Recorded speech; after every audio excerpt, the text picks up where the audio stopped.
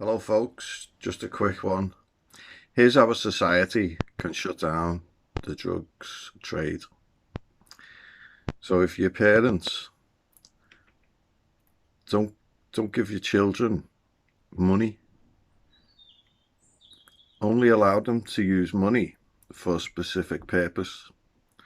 Because the only way you can buy drugs is by using Bank of England banknotes or minted coins.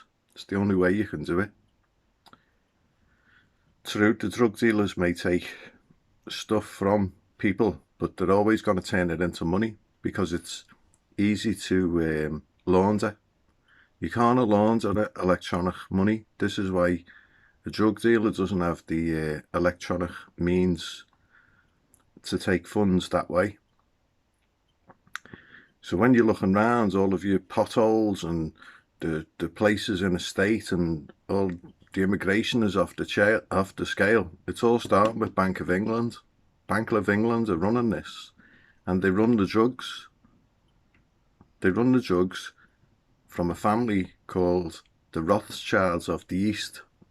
And the Rothschilds of the East, their name is the Sassoon family, and they came to England. They came to England just before World War I think it was. But obviously their influence has already been here because of the Opium Wars, because it was them who were running the opium. The Sassoon family, look it up.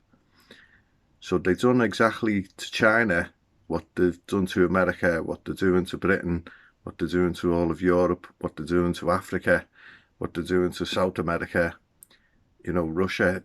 The whole world is riddled with drugs. There's not a country that you can't go to that isn't riddled with drugs. And cash is the lubricant. So stop giving your kids cash that they can't account for. If they're not accounting for it, you know, they've bought something, bag of chips, new top, new pair of shoes, whatever, fine.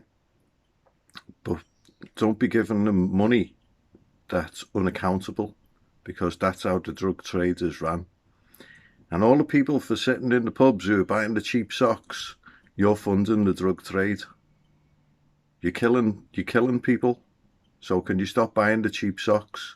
The economy will turn around and you'll get your cheap socks when we get rid of the drugs trade. So can you just stop doing that? I know you only do it so you can spend more money on beer.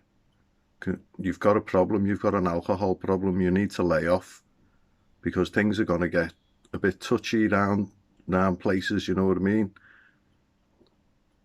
Since the 1980s, when Margaret Thatcher was in power and the Labour Party was in power locally where I am, the drugs started coming in, and they started coming in where I am.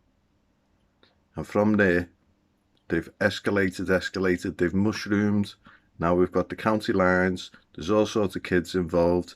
Horrors that we used to see in places like Sierra Leone, Colombia, you know, in downtown Moscow, New York, all the horror stories of, you know, suicides, deaths of children, or like families ruined through cocaine and cocaine abuse and all these things. They're well embedded here, and it's being ran by the officials, all of your parliamentarians, your councillors, very much your corporate industry leaders as well. They're all in on it, and it's all stemming from the Bank of England, the Federal Reserve over in America, and it's all in cohesion with what's going on in Palestine, because the people who are bombing the Palestinians are the people who are behind it all. Where do you think they get all the money from to do all the bombing? Where do you think they get all the money from to run all the immigration? Where do you think they get all the money from to have all the wars in Africa causing the immigration? Where do you think they get all the money from for doing everything that they do? People, you know what's going on. It's time to wake up. So start being proactive and start monitoring what's going on with the money. And the sooner you get away from the drug life, the Hollywood stupid, absurd way of living, then the sooner we can start bringing our country up, and the whole world ultimately. Like, you know, when every country sees what one country can do, it only takes one country to stand up and to start putting things in place for a better future. Get this Johnson out, get this Keir Starmer out, whoever he is, get all the parliamentarians out and have a proper functioning government. Maybe they can be under the monarchy when the monarchy's free of the control that controls them. Or if they don't toe the rope, then sling them out as well.